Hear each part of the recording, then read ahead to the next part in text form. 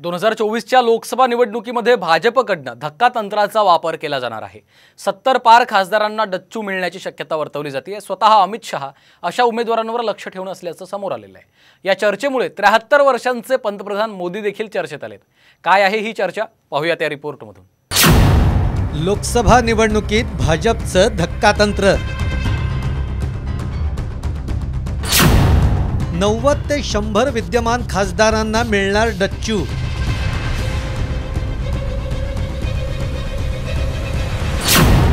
खासदारांच्या तिकिटांना शाह लावणार कात्री।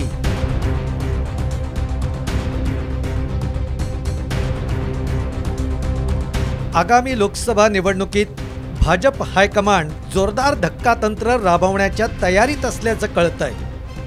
साधारण 90 ते 100 विद्यमान खासदारांवर तिकीट कापलं जाण्याची टांगती तलवार आहे।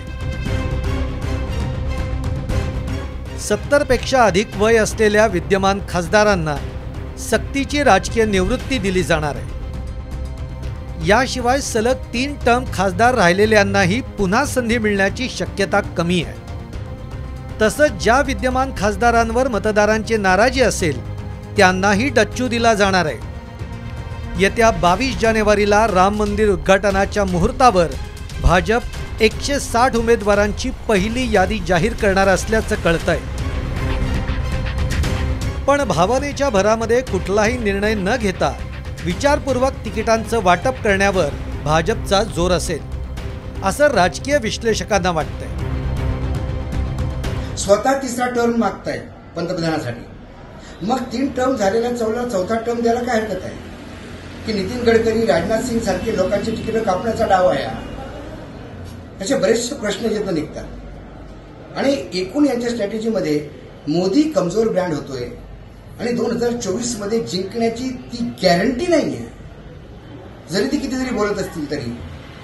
त्यामुळेच ही स्ट्रॅटेजी त्यांनी प्लॅन केली असं मला वाटतं।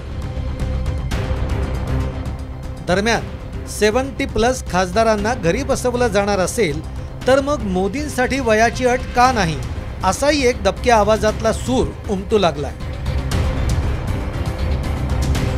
2019च्या निवडणुकीतही वयाची 70 ओलांडलेल्या उमेदवारांची तिकीटं कापली होती।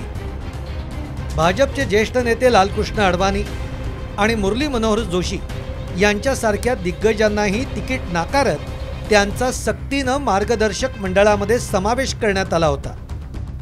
सलग दुसऱ्यांदा पंतप्रधानपदी असलेले नरेंद्र मोदी हे सध्या 73 वर्षांचे। तरीही भाजपनं तिसरी बार मोदी सरकारचा नारा दिलाय। त्यामुळे जो न्याय अडवाणी आणि जोशींना आहे तोच न्याय मोदींना का नाही, असा मुद्दा विरोधकांकडून उपस्थित केला जाऊ शकतो। पंतप्रधान मोदींनी 70 पार केल्यामुळे भाजपच्या रणनीतीमध्ये बदल करण्यात आल्याचं म्हटलं जात आहे। मोदींना नजरेआड करण्यासाठी भाजपनं मध्य प्रदेशात 70 पार केलेल्या तब्बल 14 उमेदवारांना तिकीट दिलं होतं आणि त्या जागांवर 100% यशही मिळालंय। त्यामुळे 70 पार उमेदवारांना तिकीट नाकारण्याच्या धोरणाला थोडीशी मुरड घालत लोकसभेतही काही जुने चेहरे पाहायला मिळण्याची शक्यता नाकारता येत नाही। ब्युरो रिपोर्ट, साम टीव्ही न्यूज।